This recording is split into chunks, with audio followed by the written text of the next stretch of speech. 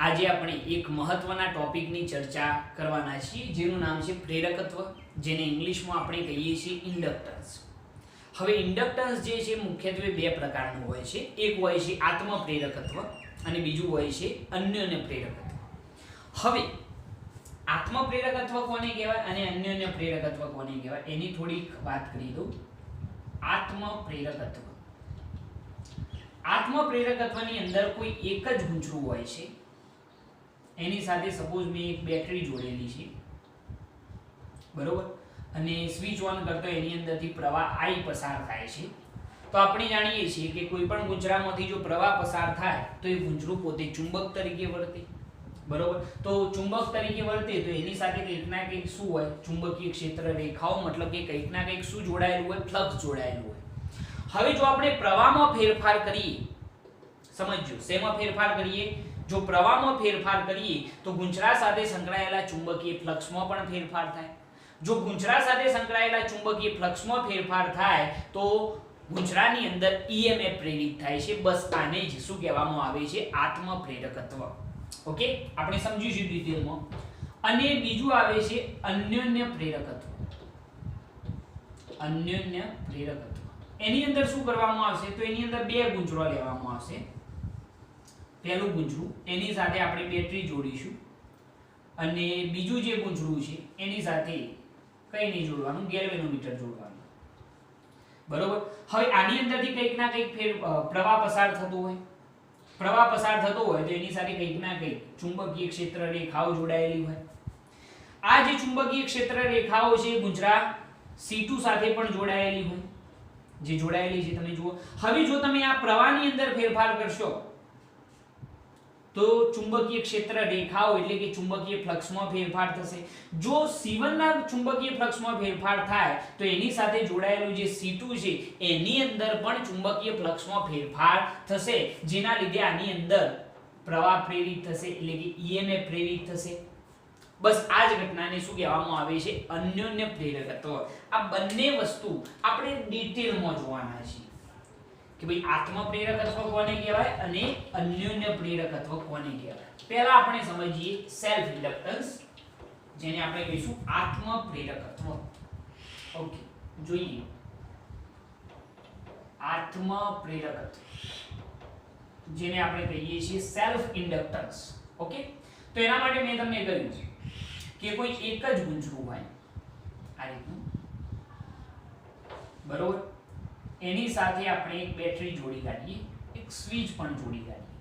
હવે જેવી switch on કરીએ એટલે આની અંદરથી વહેતો પ્રવાહ I હશે. હવે પ્રવાહ પસાર થતો હોય તો ગુંચરા સાથે કંઈક ના કંઈક ચુંબકીય ફ્લક્સ જોડાયેલું હોય, બરોબર. હવે જરા વિચારો, જો હું આ પ્રવાહમાં ફેરફાર કરું, તમે કહેશો ફેરફાર કઈ રીતે કરવાનું, તો તમારે પહેલા 0 એમ્પિયર હતો, જેવી સ્વિચ ઓન કરો એટલે 2 એમ્પિયર, બેટરીના વોલ્ટેજ વધારીએ તો 3, 4, 5 એમ્પિયર, પાછા 4 એમ્પિયર, 3 એમ્પિયર, એમ પ્રવાહમાં જો ફેરફાર કરવામાં આવશે તો એની સાથે સંકળાયેલ ચુંબકીય ફ્લક્સમાં પણ ફેરફાર થશે.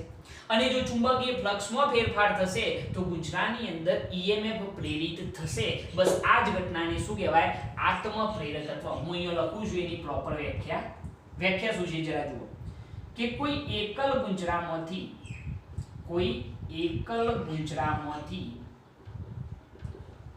વહેતા વિદ્યુત પ્રવાહમાં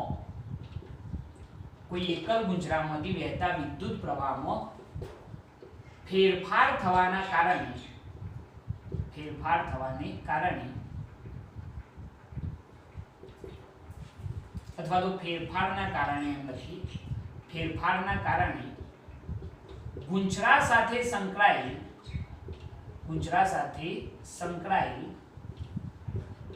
ચુંબકીય ફ્લક્સમાં ફેરફાર થાય છે, જેના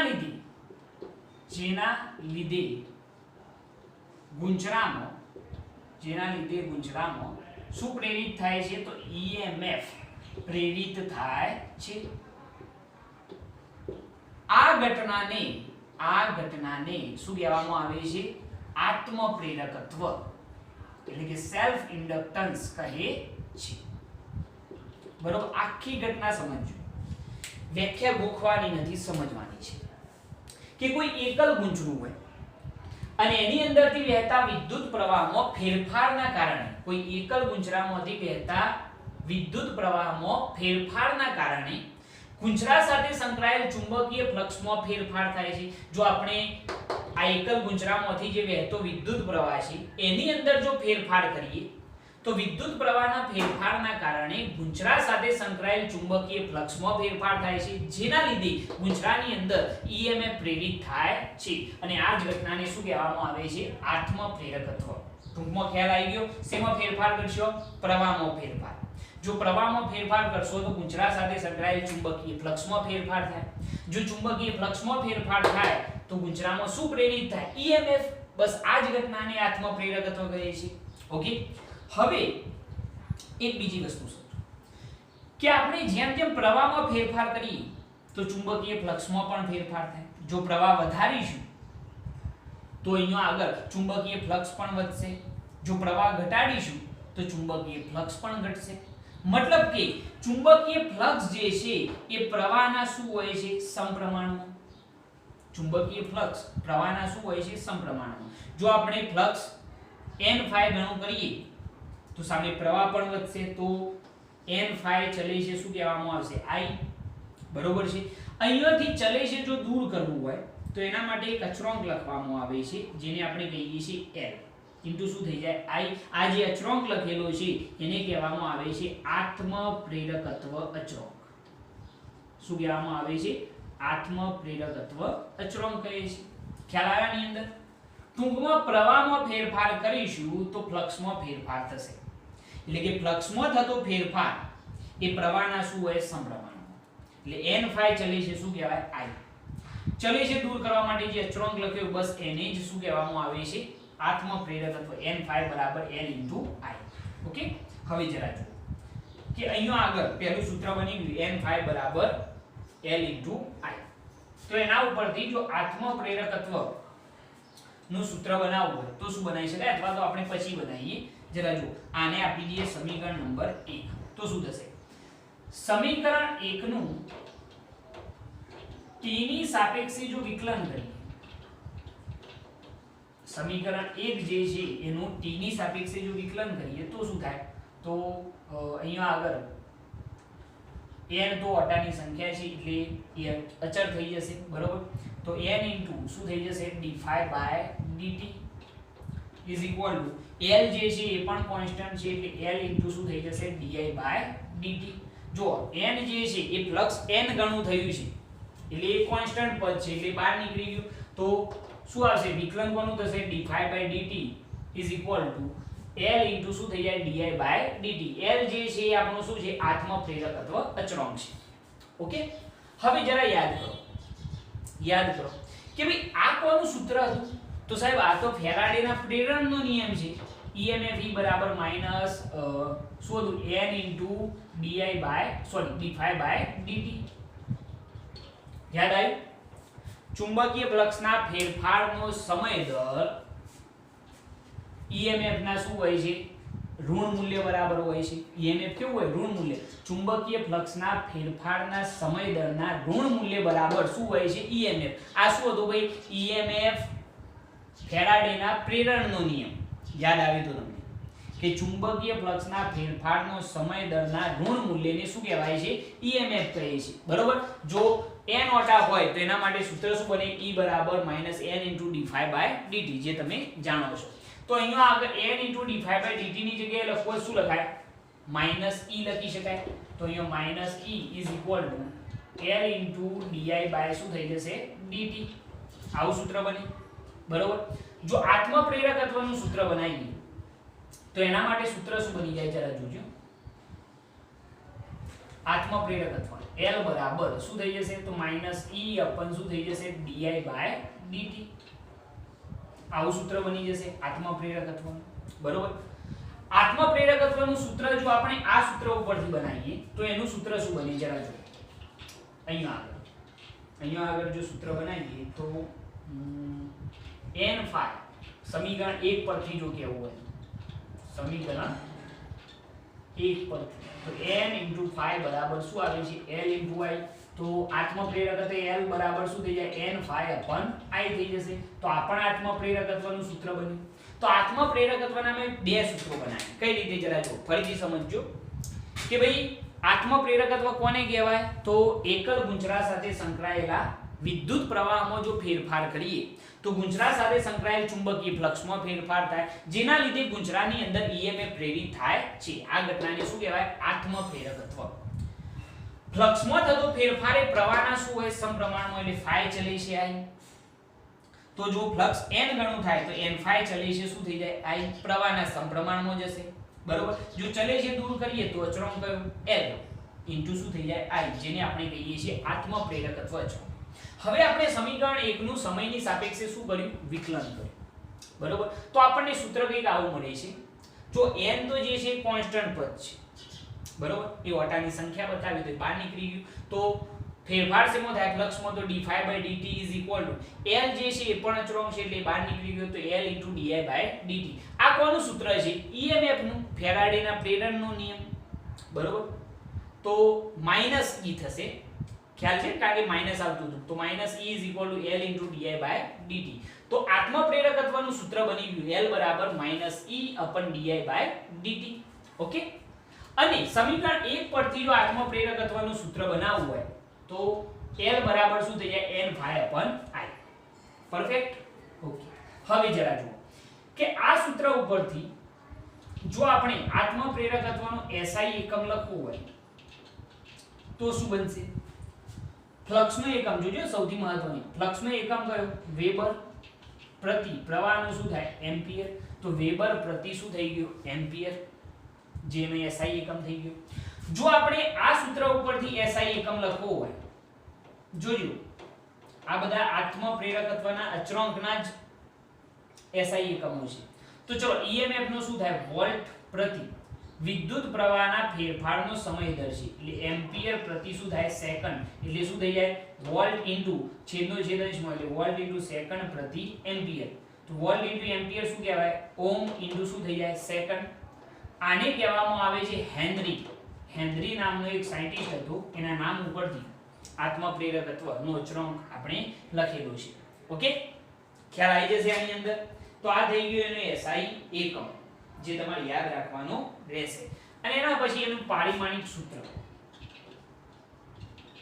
તો પારિમાણિક સૂત્ર છે m1L2T-2 a-2 જે તમે ઈઝીલી બનાવી શકો છો કોઈ પણ જાતની તમને તકલીફ પડે એવી નથી ઓકે તો આ થઈ ગયું પારિમાણિક સૂત્ર હવે જરા જુઓ કે આપણે આત્મપ્રેરકત્વ ની વ્યાખ્યા બીજી પણ ઘણી બધી રીતે આપી શકીએ છીએ જો સૂત્ર ઉપરથી આપવી હોય તો કઈ રીતે આપી શકાય એને આપણે સમજીએ છીએ પહેલા આટલી વસ્તુ ક્લિયર પહેલા આ સૂત્ર બનાવવાનું ફ્લક્સ જે છે પ્રવાહના સમપ્રમાણમાં તો n phi ચલે છે I તો n phi બરાબર L * I હવે આનું સમયની સાપેક્ષે વિકલન કરી દેશો તો તમને આ સૂત્ર મળશે L બરાબર EMF e/di/dt અને જો સમીકરણ 1 પરથી લખવું હોય તો n phi upon I SI એકમ તમે લખી શકો છો બંને વેબર પ્રતિ એમ્પિયર લખો અથવા તો હેનરી એકલો લખો અથવા તો ઓમ ઇન્ટુ સેકન્ડ અથવા તો વોલ્ટ ઇન્ટુ સેકન્ડ પર એમ્પિયર લખો બધા ચાલશે ઓકે પરફેક્ટ હવે જરા જુઓ કે હું એની વ્યાખ્યા થોડી બીજી રીતે આપું આટલું નોટ કરજો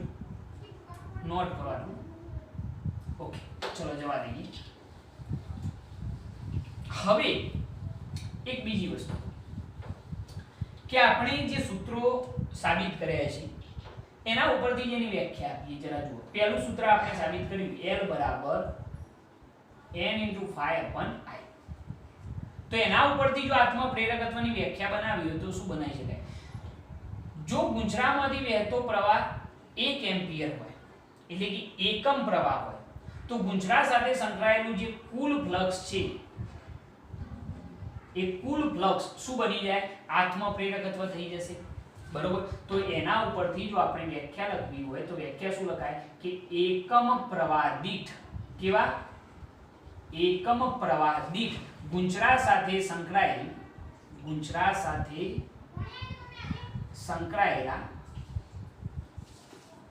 કુલ ફ્લક્સને ગુંચરા સાથે સંકળાયેલા કુલ ફ્લક્સને શું કહેવામાં આવે છે આત્મપ્રેરકત્વ કહે છે ખ્યાલ આવી ગયો? કેવા પ્રવાહ દીઠ? તો એકમ પ્રવાહ દીઠ ગુંચરા સાથે સંકળાયેલા કુલ ફ્લક્સને શું કહેવામાં આવે છે? આત્મપ્રેરકત્વ. આ એક વ્યાખ્યા થઈ ગઈ. બીજી જો વ્યાખ્યા લખવી હોય આત્મપ્રેરકત્વની તો એના માટે આપણે જે સૂત્ર બનાવ્યું છે L બરાબર -E/di બાય શું હતું? dt. બરોબર, આપણે એના મૂલ્યની જ જરૂર છે. L જે છે એનું શું લીધું? મૂલ્ય. તો સપોઝ આ પ્રવાહના ફેરફારનો જે દર છે, પ્રવાહના ફેરફારનો શું છે? સમય દર એ 1 એમ્પિયર પર સેકન્ડ હોય. બરોબર, કેટલો હોય? 1 એમ્પિયર પર સેકન્ડ. તો ગુંચરા સાથે સંકળાયેલા EMF ને શું કહેવામાં આવે છે? આત્મપ્રેરકત્વ કહે છે. તો એના ઉપરથી આપણે વ્યાખ્યા લખી કાઢીએ કે જો ગુંચરા સાથે સંકળાયેલ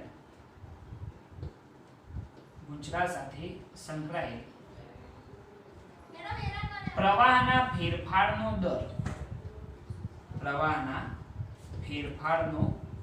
દર 1 એમ્પિયર પર સેકન્ડ હોય તો ગુંચરા સાથે સંકળાયેલ EMF ને શું કહેવામાં આવે છે? આત્મપ્રેરકત્વ કહે છે. કોઈ પણ જાતની ગોખવાની જરૂર ખરી આને? બિલકુલ નહીં. જસ્ટ ખાલી સમજવાનું કે જો ગુંચરા સાથે સંકળાયેલ પ્રવાહના ફેરફારનો દર કેટલો હોય? 1 એમ્પિયર પર સેકન્ડ હોય તો ગુંચરા સાથે સંકળાયેલું EMF ને શું કહેવામાં આવે છે? આત્મપ્રેરકત્વ કહે છે. ઓકે, તો આ એની બીજી વ્યાખ્યા થઈ. હવે જરા જુઓ કે 1 હેનરી ક્યારે થયા કહેવાય, એની પણ થોડી વાત કરી લઈએ. કે આપણે જે આ સૂત્ર મેળવ્યું L બરાબર EMF E/શું હતું? di by dt. બરોબર, તો સપોઝ આપણે એમ કહીએ કે પ્રવાહના ફેરફારનો દર 1 એમ્પિયર પર સેકન્ડ હોય અને EMF 1 વોલ્ટ જેટલું હોય તો ગુંચરાનું જે આત્મપ્રેરકત્વ છે એ કેટલું થયું કહેવાય? 1 હેનરી થયું કહેવાય. ખ્યાલ આવ્યો આની અંદર? આ વસ્તુ ધ્યાન રાખજો કે જો પ્રવાહના ફેરફારનો દર 1 એમ્પિયર પર સેકન્ડ હોય અને ગુંચરા સાથે સંકળાયેલું EMF 1 વોલ્ટ હોય તો ગુંચરાનું આત્મપ્રેરકત્વ 1 હેનરી થયું કહેવાય. આ વસ્તુ પણ ધ્યાન રાખવાની છે. તો આ થઈ ગઈ એની વ્યાખ્યાઓ આત્મપ્રેરકત્વની જુદી જુદી રીતે.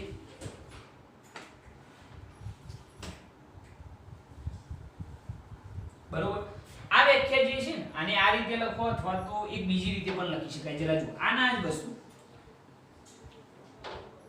વસ્તુ કઈ રીતે? જરા જુઓ એક બીજી રીતે.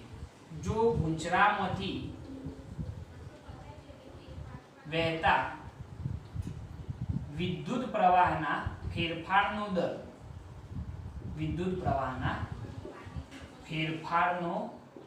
દર કેટલો હોય? 1 એમ્પિયર પર સેકન્ડ હોય અથવા તો એકમ હોય. વિદ્યુત પ્રવાહના ફેરફારનો દર 1 એકમ હોય. બરોબર છે? વિદ્યુત પ્રવાહના ફેરફારનો દર એકમ હોય. એટલું લખો ને, દર એકમ હોય તો ગુંચરા સાથે સંકળાયેલ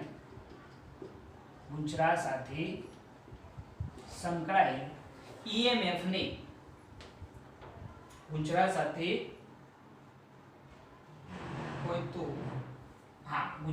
સંકળાયેલ EMF ને શું કહેવામાં આવે છે? આત્મપ્રેરકત્વ કહે છે.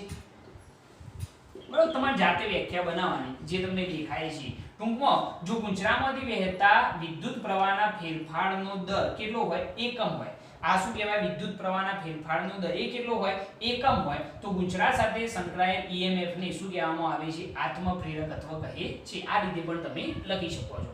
તમારા શબ્દોમાં તમે લખશો તો પણ ચાલશે કે જો પ્રવાહના ફેરફારનો દર 1 એકમ હોય તો ગુંચરા સાથે સંકળાયેલા EMF ને શું કહેવાય છે? આત્મપ્રેરકત્વ. અને આ ધ્યાન રાખજો કે પ્રવાહના ફેરફારનો દર જો 1 એમ્પિયર પર સેકન્ડ હોય અને ગુંચરામાંથી ઉદ્ભવતું જે EMF છે 1 વોલ્ટ હોય તો આત્મપ્રેરકત્વ કેટલું થયું કહેવાય? 1 હેનરી થયું કહેવાય. ક્લિયર? ઓકે, આટલી વસ્તુ નોટ કરો.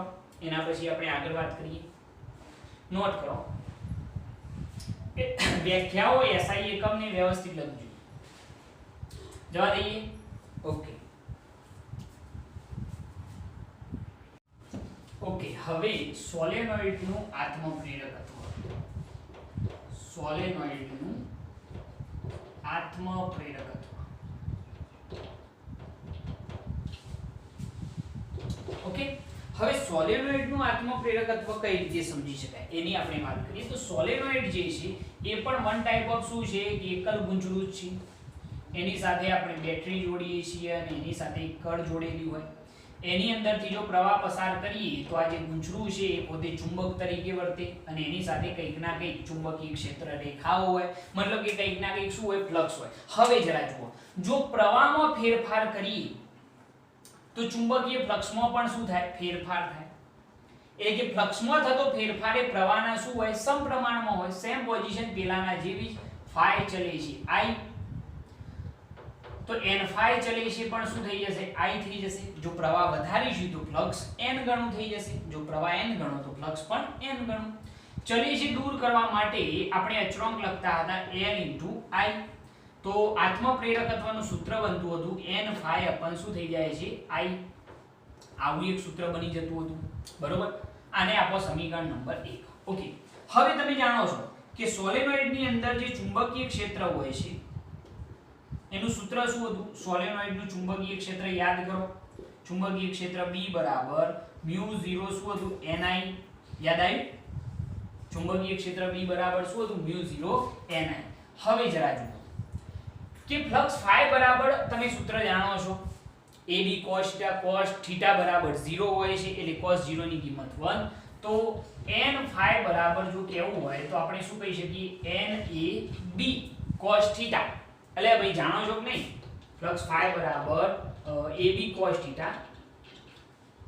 θ બરાબર 0, cos 0 ની કિંમત 1, એટલે ફ્લક્સ ફાઈ બરાબર શું થઈ ગયું, AB. જો ફ્લક્સ n ગણું તો ફ્લક્સ કેટલું થઈ જાય, n ગણું, બંને બાજુ n ફાઈ બરાબર NAB, બરોબર. ઓકે, હવે જરા જુઓ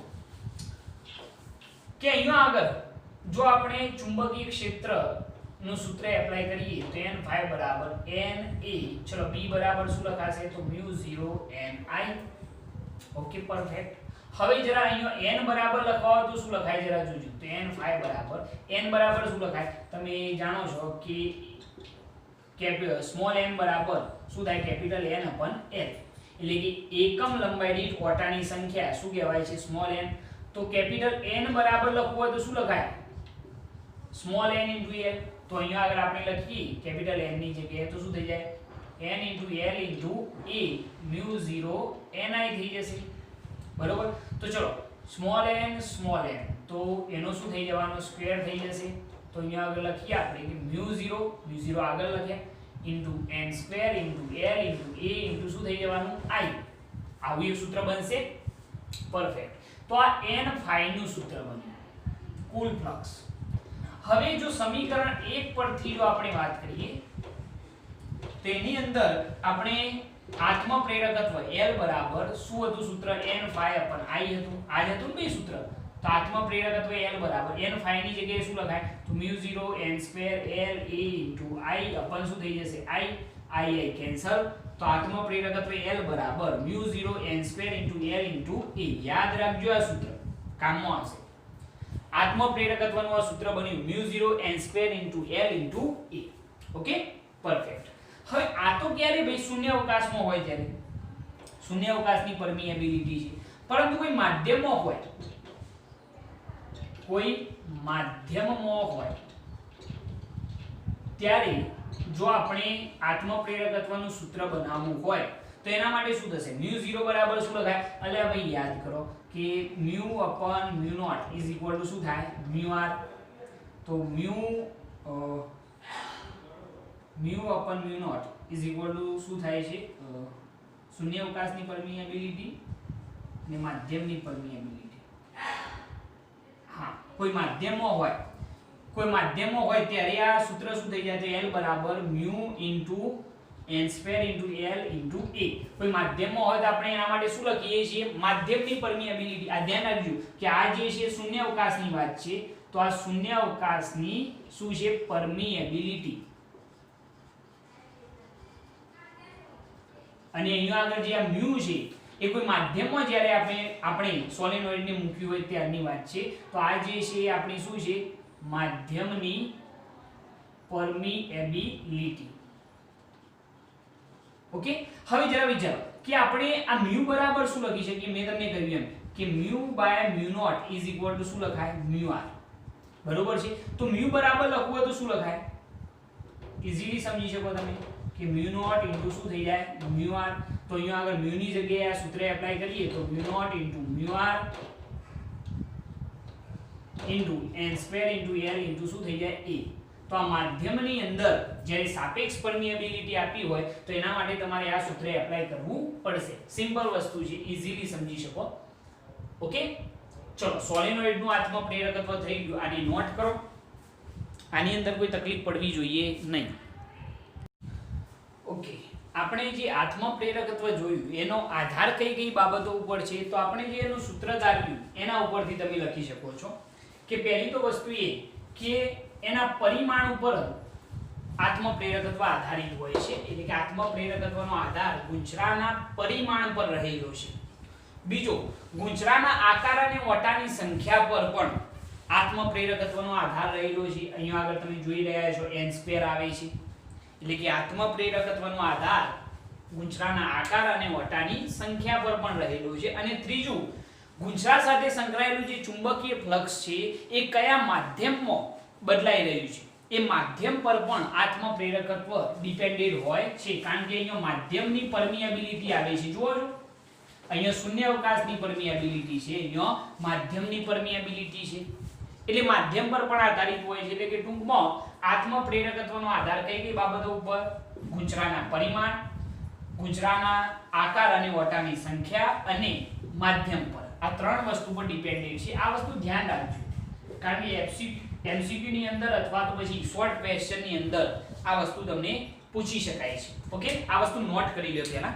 પછી આપણે જોઈએ અન્યોન્ય પ્રેરકત્વ. ઓકે, હવે આપણે જોઈએ અન્યોન્ય પ્રેરકત્વ. આપણે આત્મ પ્રેરકત્વ જોઈ ચૂક્યા છીએ. હવે અન્યોન્ય પ્રેરકત્વ મેં તમને પહેલા સમજાવ્યું કે અન્યોન્ય પ્રેરકત્વની અંદર બે ગુંચરા હશે. પ્રથમ ગુંચરા સાથે બેટરી જોડેલી હશે અને બીજા ગુંચરા સાથે ગેલ્વેનોમીટર જોડેલું હશે. બરોબર. આપણે પહેલા ગુંચરાની અંદરથી વહેતો જે પ્રવાહ છે એમાં ફેરફાર કરીશું તો બીજા ગુંચરા સાથે સંકળાયેલ ફ્લક્સમાં પણ શું થાય, ફેરફાર થવાનો જ છે. બરોબર. બસ એને શું કહેવામાં આવે છે, અન્યોન્ય પ્રેરકત્વ. મેં અહીંયા લખી કાઢ્યું છે જેથી આપણો સમય બચી જાય. ઓકે, તમે ધ્યાનથી જુઓ. આ પ્રથમ ગુંચરું, આ બીજું ગુંચરું. પ્રથમ ગુંચરા સાથે મેં બેટરી જોડેલી છે, બીજા ગુંચરા સાથે ગેલ્વેનોમીટર. એટલે પ્રવાહ આની અંદરથી પસાર થશે. પ્રથમ ગુંચરાની અંદર વટાની સંખ્યા મેં અહીંયા લખેલી છે n1 જેટલી છે, એની સાથે સંકળાયેલું ફ્લક્સ ϕ1 છે. બીજું જે ગુંચરું છે એના વટાની સંખ્યા n2 છે અને એનું ફ્લક્સ ϕ2 છે. ઓકે, હવે આની અંદરથી આપણે પ્રવાહ પસાર કરીએ પહેલા ગુંચરાની અંદરથી, તો એની સાથે કંઈક ના કંઈક ફ્લક્સ જોડાયેલું હશે એવું આપણે સમજી શકીએ. અને એના જ ફ્લક્સ બીજા ગુંચરા સાથે પણ સંકળાયેલું હશે. થોડા ઘણા વધતા ઓછા પ્રમાણમાં હશે, પરંતુ બીજા ગુંચરા સાથે પણ સંકળાયેલું હશે. ફ્લક્સ એટલે શું એ તમે જાણો છો, ચુંબકીય ક્ષેત્ર રેખાઓની સંખ્યા. બરોબર છે. તો પ્રથમ ગુંચરાની અંદરથી જેવો આપણે પ્રવાહ પસાર કરીએ તો એની સાથે પ્રથમ ગુંચરાની અંદર ફ્લક્સ ઉત્પન્ન થાય છે જે બીજા ગુંચરા સાથે પણ સંકળાયેલું છે. બરોબર. એટલે કે આની લાઇફલાઇન આની સાથે જોડાયેલી છે એવું આપણે કહી શકીએ. એટલે કે આનું ફ્લક્સ જે છે એ પ્રથમ ગુંચરા સાથે સંકળાયેલું છે. હવે જરા વિચારજો કે જો હું પ્રથમ ગુંચરાની અંદરથી વહેતો જે પ્રવાહ છે એની અંદર ફેરફાર કરું, પ્રથમ ગુંચરાની અંદરથી વહેતો જે પ્રવાહ I1 છે એની અંદર જો ફેરફાર કરવામાં આવશે તો શું બીજા ગુંચરા સાથે સંકળાયેલ ફ્લક્સમાં ફેરફાર થશે? બિલકુલ થશે. જો આપણે આ I1 ની અંદર ફેરફાર કરીએ તો આના ફ્લક્સમાં ફેરફાર થયો, ϕ1 બદલાયો, અને ϕ1 બદલાય તો એની સાથે સંકળાયેલું જે બીજું ગુંચરું છે એની અંદર પણ ફ્લક્સમાં ફેરફાર થવાનો જ છે. બરોબર છે. એટલે કે I1 ચેન્જ થાય તો ϕ2 પણ ચેન્જ થાય, I1 વધે તો ϕ2 પણ વધે, I1 ઘટે તો બીજા ગુંચરા સાથે સંકળાયેલું ફ્લક્સ પણ ઘટે. એટલે કે આ ફ્લક્સ ϕ2 જે છે એ ટોટલી ડિપેન્ડેન્ટ છે કોના ઉપર? I1 ઉપર. જો I1 બદલાશે તો ϕ2 ચેન્જ થવાનું જ છે, બરોબર. એટલે આ પ્રવાહ વધારીએ તો ફ્લક્સ વધે, પ્રવાહ ઘટાડીએ તો ફ્લક્સ ઘટે. ક્લિયર? એટલે કે ટૂંકમાં કેવું હોય તો ϕ2 એ કોના ઉપર ડિપેન્ડેન્ટ છે? I1 પર. મેં અહીંયા લખેલું છે કે બીજા ગુંચરાનું ફ્લક્સ ϕ2 જે છે એ I1 ના શું હોય છે? સમપ્રમાણમાં. જો ફ્લક્સ n ગણું કરીએ પ્રવાહ વધારતો તો n2 * શું થાય? ϕ2. n2 * ϕ2 ચલે છે શું થઈ જાય? I1. n2 * ϕ2 કોના ઉપર ડિપેન્ડેન્ટ હોય? I1 પર ડિપેન્ડેન્ટ હોય. I1 ની અંદર જે ફેરફાર થાય એના ઉપર જ આ ડિપેન્ડેન્ટ હશે. તો n2 * ϕ2 = અહીંયા ચલે છે દૂર કર્યો તો એક અચળાંક લખેલો છે કેપિટલ M * શું થયું? I1. આ જે અચળાંક છે એને કહેવામાં આવે છે અન્યોન્ય પ્રેરકત્વ અચળાંક. અન્યોન્ય પ્રેરકત્વ અચળાંક કહેવામાં આવે છે, બરોબર. આ થઈ ગયું સમીકરણ 1 પેલાની જેમ જ. ક્લિયર? પેલા આ વસ્તુ સમજજો કે ϕ2 કોના ઉપર ડિપેન્ડેન્ટ? I1 પર ડિપેન્ડેન્ટ. એટલે n2 * ϕ2 ચલે છે શું થયું? I1. ચલે છે દૂર કરવા માટે જે અચળાંક લખ્યો કેપિટલ M જેને અન્યોન્ય પ્રેરકત્વનું અચળાંક કહે છે. સમીકરણ 1 થઈ ગયું.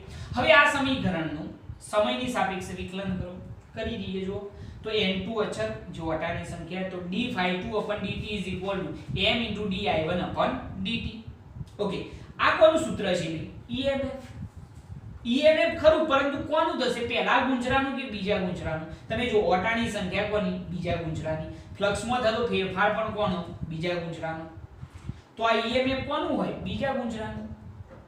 તો E2 આ માઈનસ આવે, પરંતુ મેં માઈનસ બાજુમાં આપી દીધા છે. તો E2 = -m * di1/dt. સમીકરણ નંબર શું થઈ ગયું? 2. ક્લિયર? આટલી વસ્તુ. આ સમીકરણનું સમયની સાપેક્ષે વિકલન કરશો એટલે આ સૂત્ર મળી જશે. મેઈન આ બે સૂત્રો તમારે તારવવાના છે. ઓકે, આ થઈ ગયું અન્યોન્ય પ્રેરકત્વ. હવે એની વ્યાખ્યાઓ. બે વ્યાખ્યાઓ મેં આના ઉપરથી જ બનાવેલી છે, કોઈ ચેન્જીસ નહીં. આત્મ પ્રેરકત્વની જેમ જ. ચલો પહેલી વ્યાખ્યા પ્રથમ સમીકરણ પરથી. તો પ્રથમ સમીકરણ શું હતું? n2 * ϕ2 = m * I1. જો આપણે અન્યોન્ય પ્રેરકત્વ m ને કરતા બનાવીએ તો શું થઈ જાય? n2 * ϕ2 શું થઈ જાય? I1. હવે જરા જો આના ઉપરથી જ મેં અહીંયા આ વ્યાખ્યા લખેલી છે.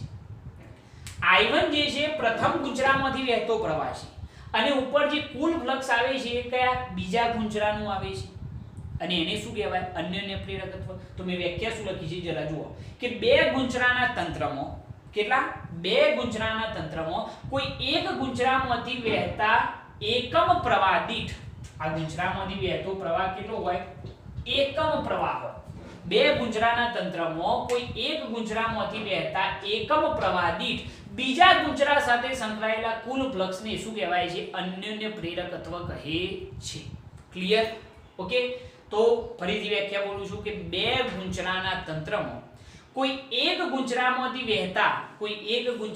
વહેતા એકમ પ્રવાહ દીઠ બીજા ગુંચરા સાથે સંકળાયેલા કુલ ફ્લક્સને શું કહેવાય? અન્યોન્ય પ્રેરકત્વ. વ્યાખ્યા ક્લિયર? વ્યાખ્યા બનાવીને લખવાની, કોઈ ગોખણપટ્ટી કરવાની જરૂર નથી, બરોબર. કે બે ગુંચરાના તંત્રમાં કોઈ એક ગુંચરામાંથી વહેતા એકમ પ્રવાહ દીઠ બીજા ગુંચરા સાથે સંકળાયેલા કુલ ફ્લક્સને શું કહેવાય છે? અન્યોન્ય પ્રેરકત્વ. આ થઈ ગઈ એની વ્યાખ્યા. કદાચ SI એકમ લખવું હોય તો એના ચેન્જ થાય નહીં. જે આત્મ પ્રેરકત્વનું હતું શું થાય ભાઈ? ફ્લક્સનો શું થાય? વેબર પ્રતિ શું થઈ જાય? એમ્પિયર, અથવા તો તમે એને હેનરી પણ કહી શકો છો. ઓકે, બીજી વ્યાખ્યા લખીએ તો એના માટે આ સમીકરણનો યુઝ કરી E2 = m * di1/dt. મેં મૂલ્ય લીધેલું છે એટલે ઋણ નિશાની અવગણી. ચલો m ને કરતા બનાવો તો m = E2/di1/dt. તો અહીંયા શું થાય? પ્રથમ ગુંચરાના પ્રવાહના ફેરફારનો દર એકમ હોય તો બીજા ગુંચરા સાથે સંકળાયેલા EMF ને શું કહેવાય છે? અન્યોન્ય પ્રેરકત્વ. વ્યાખ્યા થઈ ગઈ. જુઓ જરા કે બે ગુંચરાના તંત્રમાં કેટલા? બે ગુંચરાના તંત્રમાં કોઈ એક ગુંચરાના પ્રવાહના ફેરફારનો દર, કોઈ એક ગુંચરાના પ્રવાહના ફેરફારનો દર કેટલો હોય? એકમ હોય. એકમ હોય મતલબ કે 1 એમ્પિયર પ્રતિ સેકન્ડ. બે ગુંચરાના તંત્રમાં કોઈ એક ગુંચરાના પ્રવાહના ફેરફારનો દર એકમ હોય તો બીજા ગુંચરા સાથે સંકળાયેલા EMF ને શું કહેવાય? અન્યોન્ય પ્રેરકત્વ. વ્યાખ્યા ગોખવાની નથી, સૂત્ર ઉપરથી લખવાની છે, નહીં તો ભૂલી જશો. કે ભાઈ બે ગુંચરાના તંત્રમાં કોઈ એક ગુંચરાના પહેલું ગુંચરું આવે ને ભાઈ, બે ગુંચરાના તંત્રમાં કોઈ એક ગુંચરાના પ્રવાહના ફેરફારનો દર કેટલો હોય? એકમ હોય. તો બીજા ગુંચરા સાથે સંકળાયેલું EMF જેને શું કહેવાય? અન્યોન્ય પ્રેરકત્વ કહે છે. ખ્યાલ આવી ગયો આની અંદર? એની પર વ્યાખ્યા પરથી આપણે SI એકમ લખવું હોય તો શું થાય? પેલાની જેમ જ કોઈ ચેન્જીસ નહીં ભાઈ. શું થઈ જશે? EMF નું શું થાય? વોલ્ટ પ્રતિ પ્રવાહના ફેરફારનો દર એમ્પિયર પ્રતિ સેકન્ડ, એટલે વોલ્ટ પ્રતિ એમ્પિયર છેદનો છેદ અંશમાં, એટલે વોલ્ટ ઇન્ટુ સેકન્ડ પ્રતિ એમ્પિયર, અથવા તો ઓમ ઇન્ટુ સેકન્ડ કહી શકાય. બરોબર છે? અથવા તો આને શું કહેવામાં આવે છે? હેનરી. ઓકે, તો આ વ્યાખ્યા થઈ ગઈ. સિમ્પલ વસ્તુ છે અને મોસ્ટ IMP ક્વેશ્ચન પણ છે. તમારે આટલી વસ્તુ આની અંદર લખવી પડશે. ઓકે, હવે એનો આધાર કેના ઉપર છે એની આપણે ચર્ચા કરીએ. પહેલા આ નોટ કરી લો. ઓકે, એક બીજી વસ્તુ કે અન્યોન્ય પ્રેરકત્વનો આધાર કઈ બાબતો ઉપર છે? તો આ બધી બાબતો ઉપર, કે ગુંચરાઓના આકાર ઉપર, કે ગુંચરાઓનો આકાર કેવો છે, એમના પરિમાણ ઉપર, ઓટાની સંખ્યા કેટલી છે, માધ્યમમાં ચુંબકીય ગુણધર્મ કયો છે, અને સાપેક્ષ નમન કેટલું છે. આ બંને વચ્ચે એંગલ કોઈ બનતો નથી, એના ઉપર પણ ડિપેન્ડેન્ટ છે. અને બે ગુંચરા વચ્ચેનું ડિસ્ટન્સ કેટલું છે, આ ડિસ્ટન્સ કેટલું છે એના ઉપર પણ ડિપેન્ડેન્ટ હશે. તો આ આધાર જે છે લખી કાઢજો કે અન્યોન્ય પ્રેરકત્વનો આધાર કઈ કઈ બાબતો પર રહેલો છે. ઓકે, હવે સમઅક્ષીય લોબા સોલેનોઇડમાં અન્યોન્ય પ્રેરકત્વ કઈ રીતે સમજી શકાય એને આપણે જોઈએ. તો એના માટે તમારે બે લોબા સોલેનોઇડ વિચારવા પડશે જેની લંબાઈ કેવી હોય? સમાન હોય. તો અહીંયા આગળ આપણે બે સોલેનોઇડ વિચારીએ. સમજી લો કે આ રીતે આ પહેલો સોલેનોઇડ હોય તો આપણે જાણીએ છીએ કે એના ઉપર આ રીતે વાહકતાર વીંટાળેલો હશે, આ રીતે. બરોબર? આ પહેલો સોલેનોઇડ છે. એના પછી એની અંદર એક બીજો સોલેનોઇડ આપણે વિચારી લઈએ. એની કંઈક આ રીતે વિચારીશું. બંનેની લંબાઈ સેમ જ છે, એમાં સમજવાનું છે તમારે. આ રીતે આ બીજો સોલેનોઇડ, તમે ગમે તે નામ આપી શકો. અંદરના સોલેનોઇડને સોલેનોઇડ S1 કહી દઈએ. પહેલો સોલેનોઇડ આને કહીએ, નાનો છે એને, અને બીજો સોલેનોઇડ જે મોટો સોલેનોઇડ છે તો આપણે આને નામ આપી દઈએ. આ જે સોલેનોઇડ છે નાનો, એને આપણે નામ આપી S1 સોલેનોઇડ. એના ઓટાની સંખ્યા આપણે કહી દઈએ કેટલી છે? N1 જેટલી છે. અને એની સાથે સંકળાયેલું ચુંબકીય ફ્લક્સ કેટલું છે? Φ1 જેટલું છે. બરોબર? એવું આપણે વિચારીશું કે જ્યારે એની અંદરથી પ્રવાહ પસાર કરીએ. જે આ બીજો સોલેનોઇડ છે, જે મોટો સોલેનોઇડ, એને આપણે નામ આપીએ S2. એના ઓટાની સંખ્યા આપણે કહી દઈએ N2, અને એની સાથે જે ચુંબકીય ફ્લક્સ જોડાયેલું હશે એને આપણે નામ આપીશું Φ2. બરોબર છે? તો આપણે આવા બે સોલેનોઇડ વિચારીશું. સાથે સાથે આ જે પહેલો સોલેનોઇડ છે એની ત્રિજ્યા આપણે કેવી હોત કહી દઈએ R1, અને બીજા સોલેનોઇડની ત્રિજ્યા કેવી હોત કહી દઈએ R2. જે મોટો સોલેનોઇડ છે એની ત્રિજ્યા કેટલી? R2 કહી દઈએ, અને નાનાની R1 કહી દઈએ. બંને સમઅક્ષીય છે, એટલે કે બંનેની અક્ષ જે છે એ કેવી છે? કોમન છે. બંનેની અક્ષ કેવી છે? સમાન છે. ઓકે, હવે આપણે અન્યોન્ય પ્રેરકત્વ સમજવાનું છે. આપણે શું કર્યું છે?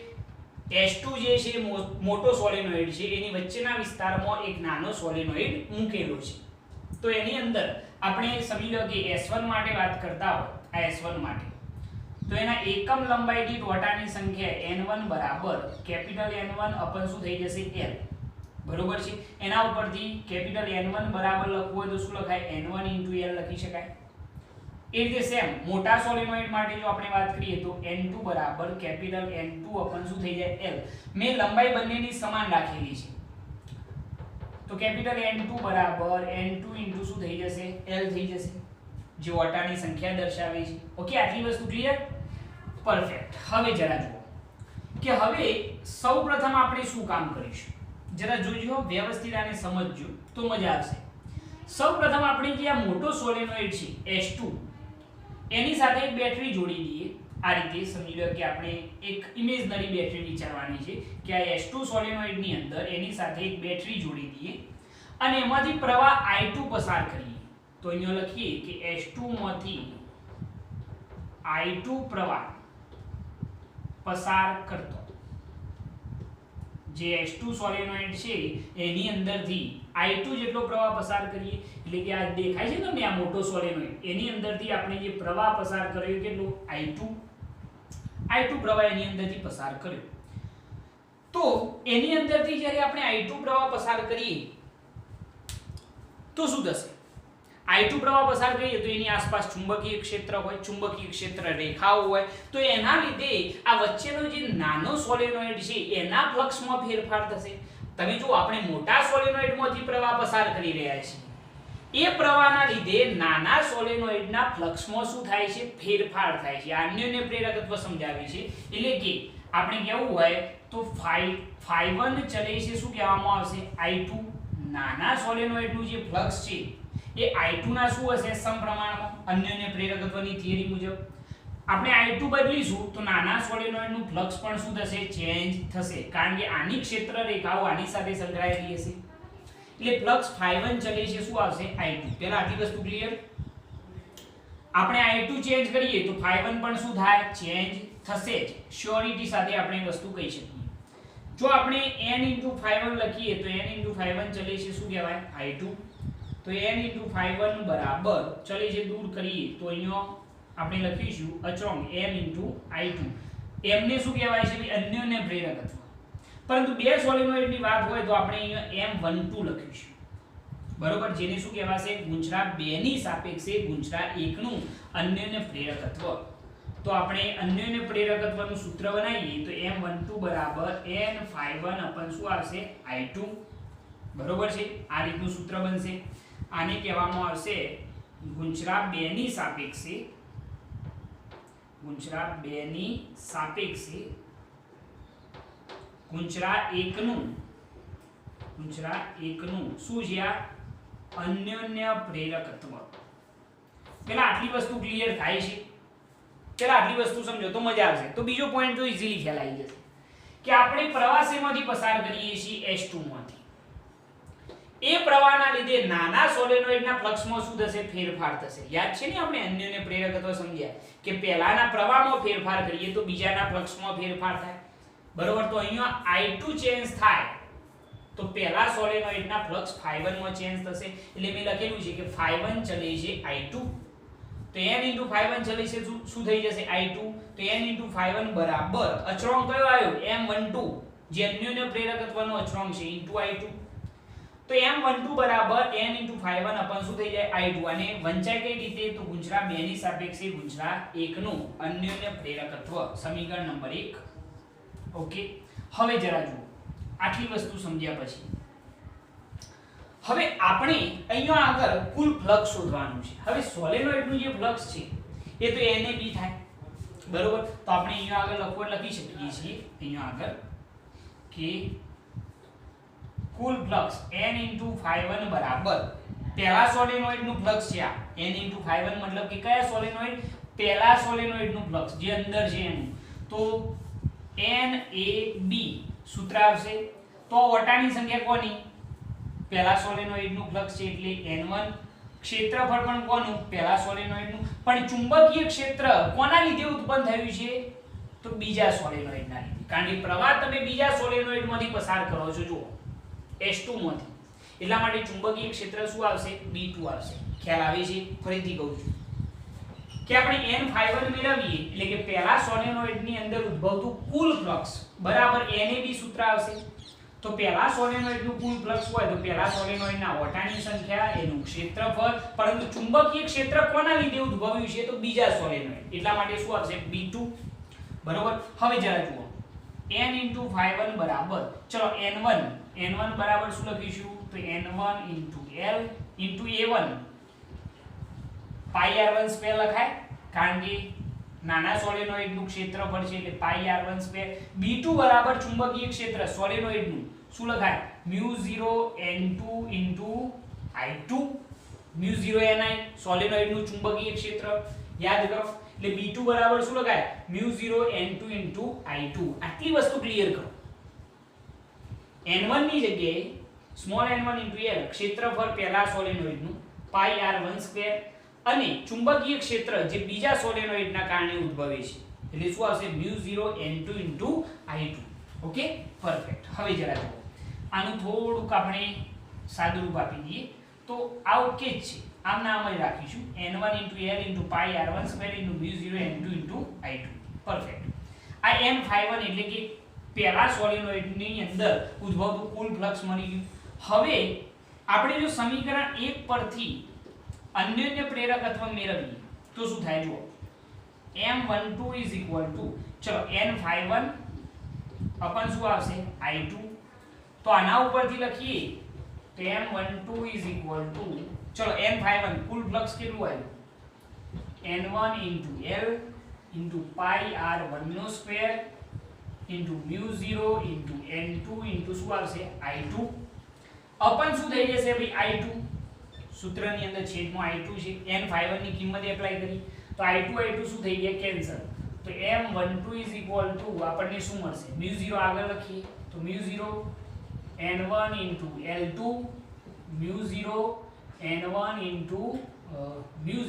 n1 n2 l pi r12 આવું સૂત્ર મળશે અથવા તો l ની છેલ્લે લખો તો pi r12 શું થઈ જાય એક પદ રહી ના જવું જોઈએ ભાઈ. તો μ0 n1 n2 pi r12 શું થઈ ગયું l. આ m12 મળે. આ આપણને શું મળે m12 એટલે કે ગુંચરા 2 ની સાપેક્ષે ગુંચરા 1 નું અન્યોન્ય પ્રેરકત્વ.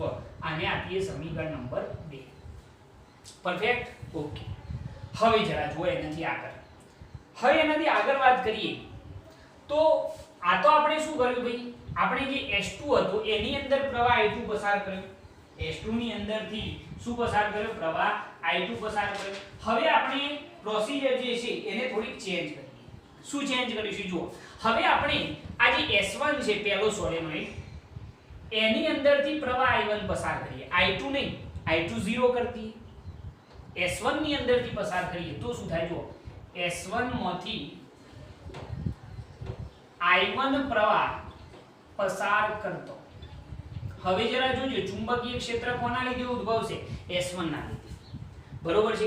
તો એ સ્થિતિની અંદર વિચારજો કે S1 માંથી આપણે પ્રવાહ પસાર કરીએ છીએ તો S2 ના ફ્લક્સમાં ફેરફાર થશે એટલે કે ફ્લક્સ ϕ2 જે છે બીજા સોલેનોઇડનું ફ્લક્સ એ આ જે પહેલો સોલેનોઇડ છે એના પ્રવાહના શું હોય સમપ્રમાણમાં. કારણ કે હવે આપણે S1 માંથી પ્રવાહ પસાર કરીએ તો બીજા સોલેનોઇડના ફ્લક્સમાં થતો ફેરફાર એટલે કે ϕ2 એ ϕ2 ચલે છે શું આવશે I1. પ્રોસિજર ચેન્જ પહેલા કરતો ઉલટી કન્ડિશન. તો ϕ2 બરાબર n * ϕ2 બરાબર શું થઈ જશે અથવા તો પહેલા ચલે છે લખીએ તો n * ϕ2 ચલે છે શું કહેવાય I1. n * ϕ2 બરાબર જો કરીએ ચલે છે દૂર કરીએ તો એનો અચળાંક આવશે m21 શું લખાશે I1. બરોબર. m21 કેમ લખ્યા તો ગુંચરા 1 ની સાપેક્ષે કારણ કે હવે આપણે ગુંચરા 1 માં પ્રવાહ પસાર કરી રહ્યા છીએ તો ગુંચરા 1 ની સાપેક્ષે બેનું અન્યોન્ય પ્રેરકત્વ. તો m21 બરાબર સૂત્ર શું થઈ જશે m21 બરાબર n ϕ2 अपन શું આવશે I1. સમીકરણ નંબર બન્યું 3. ખ્યાલ આવ્યો ની અંદર. બરોબર. હવે આપણે S1 માંથી પ્રવાહ પસાર કર્યો છે જો S1 માંથી આની અંદરથી. બરોબર છે. તો બીજા ગુંજરાના ફ્લક્સમાં ફેરફાર થાય તો ϕ2 ચલે છે શું થયું I1. તો n * ϕ2 ચલે છે I1 n * ϕ2 બરાબર m21 * I1. તો m21 બરાબર શું થઈ જાય n ϕ2 I1. હવે આપણે n ϕ2 શોધીશું. તો n ϕ2 બરાબર શું થશે કહેવાય બીજા ગુંજરાનું કુલ ફ્લક્સ છે એટલા માટે શું આવશે NAB તો ખરું જ. ચલો અટાની સંખ્યા કોની આવે બીજા ગુંજરાની કારણ કે બીજા ગુંજરાનું ફ્લક્સ છે એટલા માટે n2. ક્ષેત્રફળ પણ કોનું આવે બીજા ગુંજરાનું. ચુંબકીય ક્ષેત્ર કોનું આવશે પહેલા ગુંજરાનું કારણ કે હવે પ્રવાહ પહેલા ગુંજરામાંથી પસાર કરીએ છીએ. એક બીજી વસ્તુ અહીંયા ધ્યાન રાખવાની n ϕ2 બરાબર n2 * a1 a2 ની જગ્યાએ હું a1 લખીશ. કેમ કારણ કે જ્યારે આપણે આ નાના ગુંજરામાંથી પ્રવાહ પસાર કરીએ તો એ વખતે એનું જે ચુંબકીય ક્ષેત્ર છે એક લિમિટેડ એરિયાની અંદર હોય છે અને લિમિટેડ એરિયા લગભગ એના ક્ષેત્રફળ જેટલો જ હશે એટલે આપણે a2 ની જગ્યાએ આની અંદરથી પ્રવાહ પસાર કરીએ છીએ જુઓ તો અહીંયા જે A2 આવે છે A2 ની જગ્યાએ આપણે શું લખીશું A1 કારણ કે S1 નું જે ચુંબકીય ક્ષેત્ર છે એ ખૂબ ઓછા વિસ્તારની અંદર છે તો અહીંયા આગળ આપણે લખીશું કે અહીં S1 વડે ઉદ્ભવતું ચુંબકીય ક્ષેત્ર ઓછા વિસ્તારમાં હોવાથી અથવા તો નાના વિસ્તારમાં હોવાથી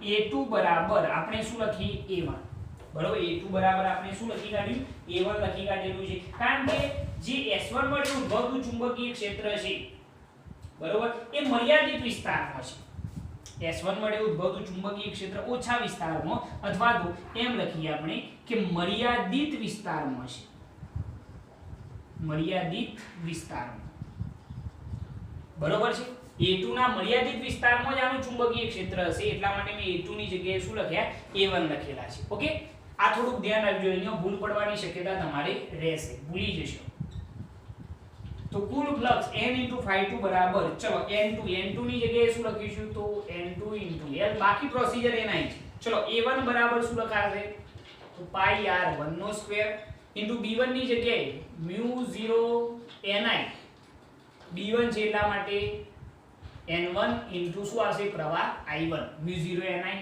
કારણ કે પહેલાનું ચુંબકીય ક્ષેત્ર છે એટલે μ0 ni પરથી તો μ0 n1 * I1 આવું સૂત્ર બનશે ખ્યાલ આવી આની અંદર આ કોનું કુલ ફ્લક્સ આવ્યું ભાઈ બીજા સોલેનોઇડ નું કુલ ફ્લક્સ મળી ગયું હવે આપણે M21 શોધી કાઢીએ તો M21 બરાબર n∅2 શું આવશે I1 તો M21 બરાબર ચલો n∅2 કુલ ફ્લક્સ કેટલું છે તો એ એપ્લાય કરીએ n2 * l * pi r1 નો સ્ક્વેર μ0 n1 * I1 છેદમાં પણ શું આવશે I1 કેન્સલ તો M21 બરાબર સૂત્ર શું બનશે જરા જોજો તો μ0 n1 * n2 * pi r1 નો સ્ક્વેર શું આવશે આ જે મળ્યું એને શું કહેવાશે કોની સાપેક્ષે તો ગુંચરા 1 ની સાપેક્ષે ગુંચરા 2 નું શું છે આ અન્યોન્ય પ્રેરકત્વ ગુંચરા 1 ની સાપેક્ષે ગુંચરા 2 નું અન્યોન્ય પ્રેરકત્વ આને કહેવામાં આવશે હવે જરા જુઓ કે આપણે જ્યારે S2 માંથી પ્રવાહ પસાર કર્યો તે વખતે આપણને જે સૂત્ર મળ્યું M12 નું મળ્યું જે શું મળ્યું μ0 n1 * n2 pi r1² l અને હવે જ્યારે S1 માંથી પ્રવાહ I1 પસાર કર્યો તો એ વખતે સૂત્ર શું મળ્યું સમીકરણ નંબર આપવો તો 4 તો એ પણ કેટલું મળ્યું μ0 n1 * n2 * pi r1² l મતલબ કે બંને કેવા મળ્યા સમાન મળ્યા તો અહીંયા આગળ એક વસ્તુની ખબર પડે છે કે સમીકરણ 2 અને 4 પરથી જો આપણે કહેવું હોય તો M12 = શું મળે છે M21 એટલે કે ગુંચરા 2 ની સાપેક્ષે બે સમાન લંબાઈના ગુંચરા જો મૂકેલા હોય એકબીજાની અંદર તો ગુંચરા 2 ની સાપેક્ષે ગુંચરા 1 નું અન્યોન્ય પ્રેરકત્વ શું મળે છે ગુંચરા 1 ની સાપેક્ષે ગુંચરા 2 નું અન્યોન્ય પ્રેરકત્વ આ જે થિયરી છે એને કહેવામાં આવે છે રેસિપ્રોસિટી થિયોરમ કહેવામાં આવે છે આને આ જે થિયરી છે એને શું કહેવામાં આવે છે રેસિપ્રોસિટી થિયોરમ અને એની મદદથી મોટાભાગના પ્રોબ્લેમ આપણા સોલ્વ થઈ જતા હોય છે ખ્યાલ આવશે આની અંદર તો આટલી વસ્તુ તમારે ધ્યાન રાખવાની છે એક સારો ક્વેશ્ચન છે આ મોસ્ટ આઈએમપી કહી શકો તમે અને આની અંદર એક જ વસ્તુ ધ્યાન રાખવાની આ વસ્તુ કે જ્યારે આપણે આ જે નાનો સોલેનોઇડ છે એની અંદરથી પ્રવાહ પસાર કરીએ તો અહીંયા A2 ની જગ્યાએ શું લેવા પડશે A1 કારણ કે આનું જે ચુંબકીય ક્ષેત્ર છે એક મર્યાદિત વિસ્તારમાં હશે એટલે A2 ની જગ્યાએ આપણે શું લખીએ છીએ A1 લખીએ છીએ કારણ કે બધાની અંદર તો એ સમાઈ નહીં શકે તો એ થોડું ધ્યાન રાખવાનું તો ઓટોમેટિક તમારા બંને કેવા થઈ જશે સેમ થઈ જશે બંને સમીકરણો M12 શું થશે M21 સરસ થિયરી છે ઈઝીલી તમે આને ટેકલ કરી શકો છો આની અંદર કોઈ પણ જગ્યાએ તમને તકલીફ પડે એવી નથી ખ્યાલ આવ્યો આની અંદર ચલો આને નોટ કરો આને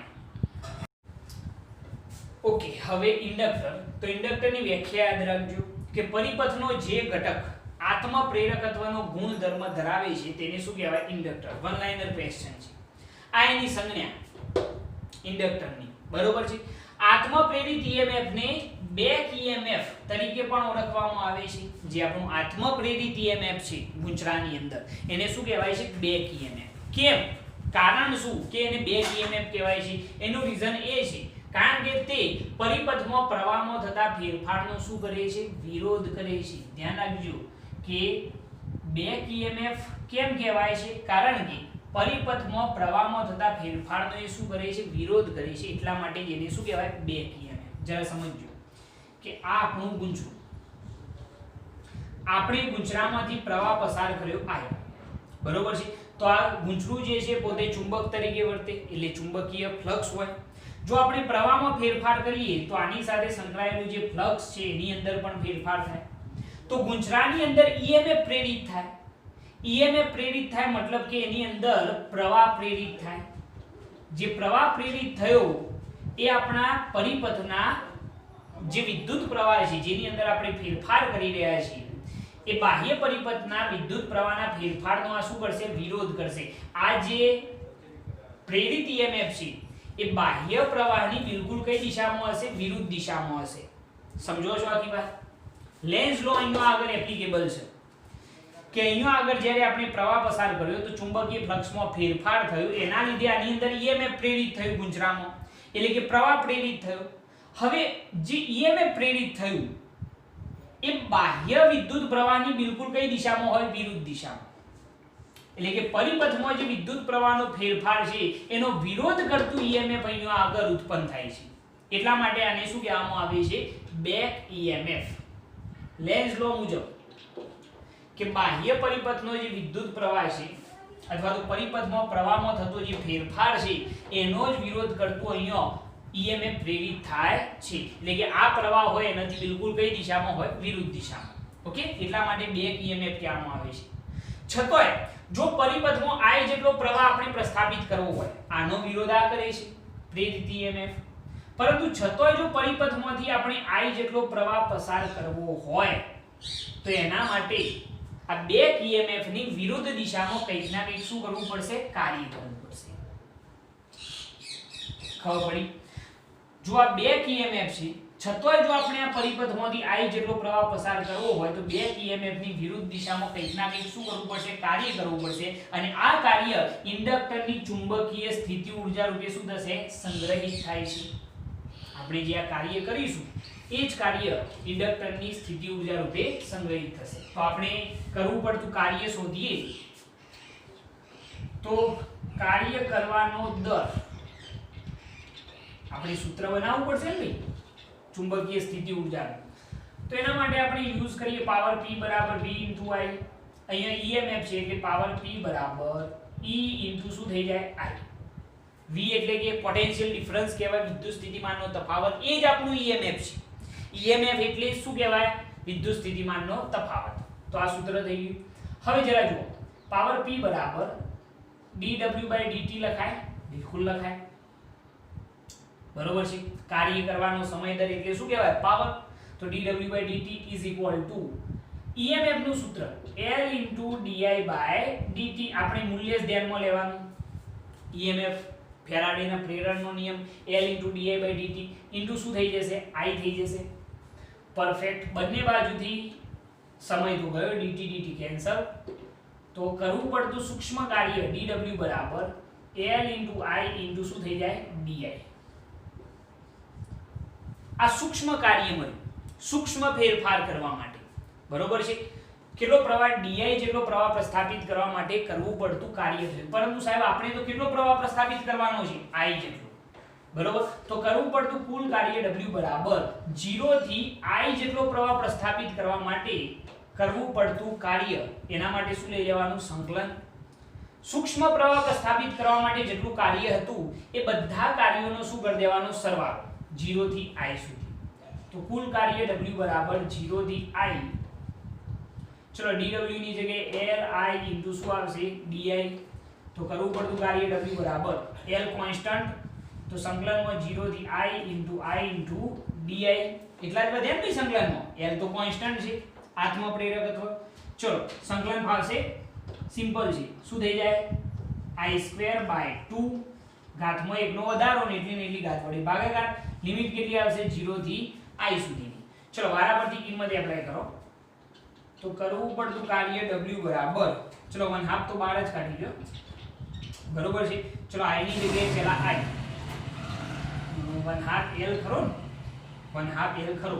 ચલો i ની જગ્યાએ પહેલા i, તો i નો સ્ક્વેર, બરોબર છે. ચલો i ની જગ્યાએ 0 તો કેટલા થઈ ગયો? 0.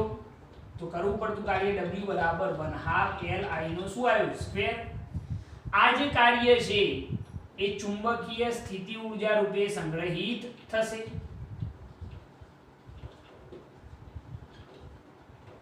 બરોબર છે. તો એના માટે ચુંબકીય સ્થિતિ ઊર્જા u બરાબર સૂત્ર બની જાય 1/2 l i નો સ્ક્વેર. થઈ ગયું? સિમ્પલ.